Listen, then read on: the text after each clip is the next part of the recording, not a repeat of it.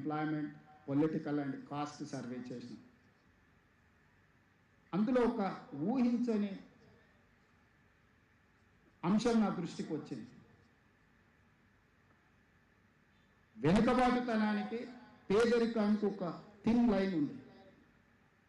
30-40 ఎకరాల భూమి ఉండి, పశు సంపద ఉండి, పెద్ద ఇల్లు ఉన్నోళ్ళు కూడా వెనుకబాటుతనంతో ఉన్నారు. ఏంది అని మేము చూసినప్పుడు వాళ్ళ ఇంట్లో ఎవరు చదువుకోలేదు. ఇంకొక కుటుంబంలో ఈ గుంట భూమి కూడా లేదు, సొంత ఇల్లు కూడా లేదు. వాళ్ళకి పేదరికం ఉంది కానీ వెనుకబాటుతనం లేదు. వాళ్ళు డాక్టరో, లాయరో, ఇంజనీరో ఏదో ఒక చదువు చదువుకున్నారు. వాళ్ళు సొసైటీలో వాళ్ళు వెనుకబాటుతనంలో లేరు. వాళ్ళు సొసైటీని అర్థం చేసుకున్నారు. సొసైటీ వాళ్ళకి అప్లిఫ్ట్మెంట్ ఇచ్చేది. సొసైటీ వాళ్ళని గుర్తించింది. వాళ్ళని డాక్టర్గానో, లాయర్గానో, ఇంజనీర్గానో లేదా టీచర్గానో రకరకాల విద్యలో రాణించడం వల్ల వెనుకబాటుతనానికి దూరంగా ఉన్నారు. ఆస్తి ఉన్నంత మాత్రాన వెనుకబాటుతనం లేదు అనే ఒక ఆలోచన నుంచి ప్రభుత్వాన్ని బయటకు తీసుకొచ్చింది. పేదరికానికి కారణం, వెనుకబాటుతనానికి కారణం చదువు లేకపోవడమే. ఆస్తి ఉన్నా కూడా చదువు లేకపోతే ఈ సమాజంలో మనం వెనుకబాటుతనాన్ని అనుభవిస్తున్నాము. చదివే మన జీవితాన్ని మారుస్తుంది. చదివే మన జీవితానికి ఒక సార్థకత, ఒక ప్రయోజనం, ఒక గుర్తింపు, ఒక గౌరవం తెస్తుంది. ఆ చదువు లేని రోజు ఈ సమాజంలో మన గౌరవం, మన గుర్తింపు ఉండదు. ఆ చదువుకు సంబంధించి విద్యా సంస్థలను పెట్టే వాళ్ళైనా, చదువులు చెప్పే టీచర్లైనా వాళ్ళకు అపారమైన ఓపిక కావాలా. సమాజం వాళ్ళని గౌరవించాల్సిన బాధ్యత మన మీద ఉన్నది. అందుకే ఈనాడు రాష్ట్ర ప్రభుత్వం young India integrated residential schools, the campus of 25 acres 5.5 lakh square feet construction, 2500 స్టూడెంట్స్ని ప్రతి నియోజకవర్గంలో ఒక గర్ల్స్, ఒక బాయ్స్ ఈ యంగ్ ఇండియా ఇంటిగ్రేటెడ్ స్కూల్స్ని చేయాలనుకుంటున్నాం. అదేవిధంగా ఈ ఇయర్ ఒక 100 తెలంగాణ ఇంటిగ్రేటెడ్ స్కూల్స్ నర్సరీ నుంచి 12th వరకు ఒక ఎక్స్పెరిమెంట్ చేస్తున్నాం. మేము చూసిన దాంట్లో టీచర్లు ఉన్న దగ్గర పిల్లలు లేరు, పిల్లలు ఉన్న దగ్గర టీచర్లు లేరు. వీళ్ళిద్దరు ఉంటే చదువు చెప్పేటోళ్ళు లేరు. నెంబర్ తక్కువ ఉండడం వల్ల 2-3 స్టూడెంట్స్ ఉంటే అతను ఎవరిని చూసి చెప్పాలి. ఇప్పుడు నేను ఈ ఉపన్యాసం చెప్పాలంటే అట్లీస్ట్ మీరు 2000 మంది ఉన్నారు కాబట్టి మిమ్మల్ని అందరినీ చూసి నేను చెప్పగలుగుతున్నాను. అదే ఒక 4 ఇక్కడ నించుంటే నాకు చెప్పాలన్న ఆలోచన రాదు, చెప్పాలన్న ఉద్దేశం ఉన్నా చెప్పడానికి ప్రయోజనం ఉండదు. సో ప్రతి క్లాస్లో 30 మంది విద్యార్థులు ఉండేటట్టు ఈ స్కూల్స్ని అన్నిటిని కూడా పాపులేషన్ బేసిస్ మీద అక్కడ ఉండే విద్యార్థుల యొక్క సంఖ్యను చూసుకొని ఈ స్కూల్స్ని అన్నిటిని ఇంటిగ్రేట్ చేయదలుచుకున్నాం.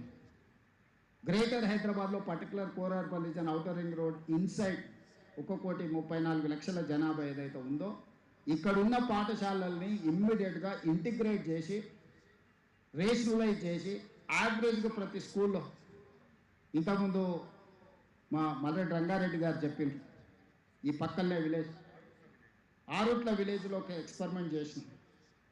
ఆ స్కూల్ని రేషనలైజ్ చేస్తే మేము అప్లికేషన్ పెట్టి అన్ని సబ్జెక్ట్స్ చెప్పే టీచర్లు పెట్టి అన్ని ఫెసిలిటీస్ చేస్తే ఫస్ట్ ఇయర్లో మాకు 3,500 అప్లికేషన్స్ వచ్చినాయి. మేము 1,500 మందికి అడ్మిషన్లు ఇస్తే ఇంకా 1,500, 2,000 మంది బయటకు పోయినారు. ఈరోజు ప్రతి క్లాస్లో స్ట్రెంగ్త్ ఉంది. ఒక క్వాలిటీ ఎడ్యుకేషన్ ఇస్తున్నాం, వాళ్ళకి బ్రేక్ఫాస్ట్ ఇస్తున్నాం, వాళ్ళకి లంచ్ ఇస్తున్నాం. ఈరోజు మేము అందుకే నర్సరీ నుంచి స్టార్ట్ అయ్యాక బ్రేక్ఫాస్ట్ ఇవ్వదలుచుకున్నాం. గవర్నమెంట్ స్కూల్స్లలో క్వాలిటీ లంచ్ ఇవ్వదలుచుకున్నాం. బ్రేక్ఫాస్ట్లో వాళ్ళకు మిల్క్, పాలు, ఒకరోజు రాగి జావా, ఒక నాణ్యమైన ఫుడ్తో పాటు క్వాలిటీ ఎడ్యుకేషన్ ఇవ్వాలని ఈరోజు ఎడ్యుకేషనల్ రిఫార్మ్స్ తీసుకొని వస్తుంది. ఈ స్కూల్స్ని కూడా ఈరోజు 26,000 స్కూల్స్ ఉన్నాయి. 26,000 స్కూళ్ళ వల్ల ఒకప్పుడు గ్రామాలకు ప్రయాణ రవాణా సౌకర్యాలు లేనప్పుడు ప్రతి గ్రామంలో, ప్రతి తండాలో, అడవుల్లో స్కూల్ పెట్టాల్సి వచ్చింది. ఇప్పుడు రవాణా సౌకర్యాలు వచ్చినాయి. What is success story of private schools? Just they are picking and they are dropping at their home doorstep. That is one of the success story.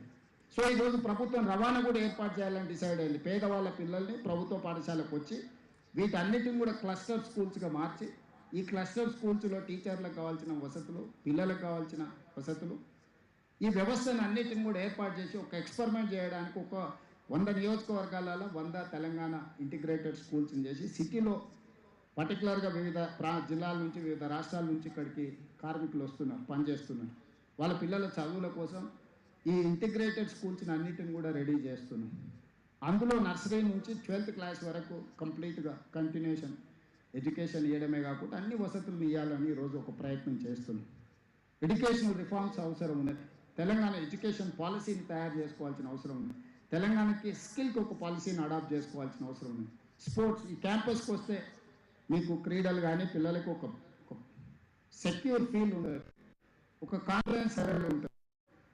మీరు ఈ వ్యవస్థలు ఇవ్వనప్పుడు ఆ పిల్లలకి ఒక మానసిక ఈ క్యాంపస్ చూసిన తర్వాత చదువులో రాణించకపోయినా పర్వాలేదు, క్రీడల్లో రాణించవచ్చు. ఇప్పుడు మేము తెలంగాణలో Nikhat Zareen world boxing champion తీసుకొస్తే గ్రూప్ 1 జాబ్ అన్ని రూల్స్ ఎగ్జామ్ చేసి గ్రూప్ 1 జాబ్ ఇచ్చిన DSP. Sirajuddin world cup cricket champion, fail 12th class, అన్ని రూల్స్ ఎగ్జామ్షన్ ఇచ్చేసి క్యాబినెట్లో పెట్టి గ్రూప్ 1 జాబ్ ఇచ్చిన. ఈరోజు డిఎస్పి సిరాజుద్దీన్ అని చెప్పుకోగలుగుతున్నాడు క్రీడల్లో రాణిస్తే. దీప్తి జువాంగి అని పారా ఒలింపిక్స్లో సిల్వర్ మెడల్ తీసుకొస్తే గ్రూప్ 2 జాబ్ ఇచ్చిన. ఈరోజు చదువులే కాదు, క్రీడల్లో రాణిస్తే కూడా భవిష్యత్తు అద్భుతంగా ఉంటుంది. నరేంద్ర మోడీ గారు 2034లో ఇండియాలో ఒలింపిక్ క్రీడల్ని స్పాన్సర్ చేయడానికి ప్రయత్నం చేస్తారు.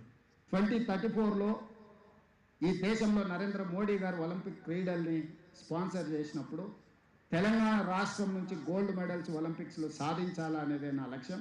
అందుకే ఈరోజు యంగ్ ఇండియా స్పోర్ట్స్ యూనివర్సిటీని పబ్లిక్ ప్రైవేట్ పార్ట్నర్షిప్లో స్టార్ట్ చేసిన. Government is only facilitator.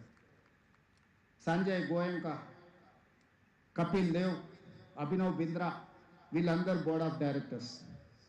So స్పోర్ట్స్లో ఉన్న వాళ్ళను, ఇండస్ట్రీస్లో ఉన్న వాళ్ళను, ఉపాసన ఇలాంటి వాళ్ళని అందరినీ కూడా, కావ్య మారన్ వీళ్ళందరూ కూడా మన sports university board of directors.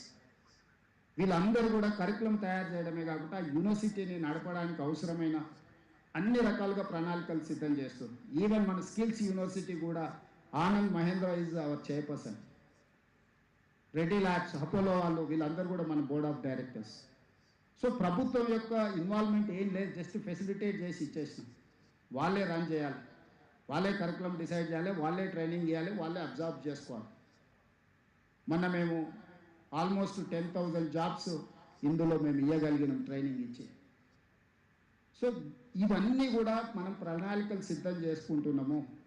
భవిష్యత్తులో రాబోయే ఏఐ సునామీని ఎదుర్కోవాలి, వైట్ కాలర్ జాబులు పోయిన వాళ్ళని అప్గ్రేడ్ చేసుకోవాలి, బ్లూ కాలర్ జాబ్లకు ప్రిపేర్ చేయాలి అని అంటే ప్రభుత్వం ఒక్కరి వల్లనే సాధ్యం కాదు. ఇలాంటి ప్రైవేట్ సంస్థలు కూడా రాణించాలి. ఇది సోషల్ రెస్పాన్సిబిలిటీ, సోషల్ అకౌంటబిలిటీ. దేశ భవిష్యత్తు తరగతి గదుల్లోనే ఉందని ఏదైతే చెప్పిందో వాళ్ళు ప్రైవేటు పబ్లిక్ అని చెప్పలేదు. ఏ తరగతి గది అయినా ఆ విద్యార్థులకు క్రమశిక్షణ నేర్పి, సాంకేతిక నైపుణ్యం నేర్పి, విద్యను నేర్పితే ఖచ్చితంగా ప్రయోజకుడైన దేశ పౌరుడు అవుతారు. ఈ వేదిక మీద ఉన్న చాలామంది కలిసి విద్యార్థి దశలో విద్యార్థి రాజకీయాలలో పాల్గొన్నాం. విద్యార్థి దశ నుంచి క్రియాశీలక రాజకీయాలలో వచ్చినప్పుడు క్రియాశీలక రాజకీయాలలో కలిసి పనిచేసినాం. ఈరోజు ఈ వేదిక మీద ఉన్న వాళ్ళు ఎంపీలు కానీ, కేంద్ర మంత్రులు కానీ, లేకపోతే ముఖ్యమంత్రిగా కానీ మేమెవరం ప్రారంభం మా ప్రయాణం ప్రభుత్వ పాఠశాల నుంచే. ఇన్ని వసతులు, ఇన్ని ఇట్లా ఉంటుందని కూడా మాకు తెలియదు. కానీ మేము నేర్చుకున్న విద్య లేదా గ్రామీణ ప్రాంతంలో అక్కడున్న వసతులు వెసులుబాటుతోనే ఇక్కడికి రాణించగలిగినాం.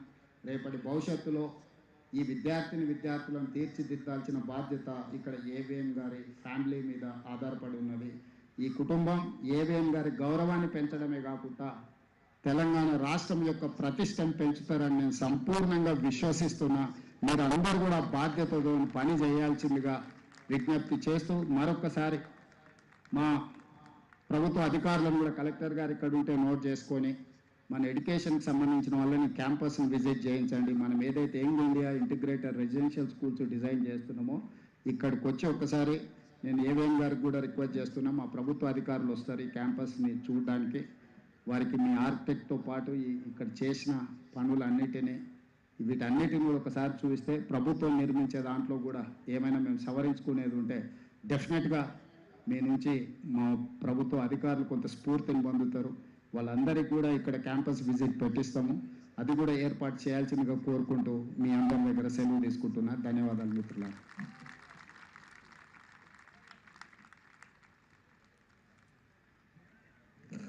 ఈ క్యాంపస్ రూపశిల్పి ఆర్కిటెక్ట్ వేణుగోపాల్ గారిని గౌరవ ముఖ్యమంత్రికి పరిచయం చేస్తాను. ఆయన నెల్సన్ యూనివర్సిటీ కూడా అతనే డిజైన్ చేశారు. ఆయన తీసుకున్న శ్రద్ధ ఇంచి చూస్తే తెలుస్తుంది. వారిని వేదిక మీదకి రమ్మంటున్నాను, ముఖ్యమంత్రి గారికి పరిచయం చేయాలని.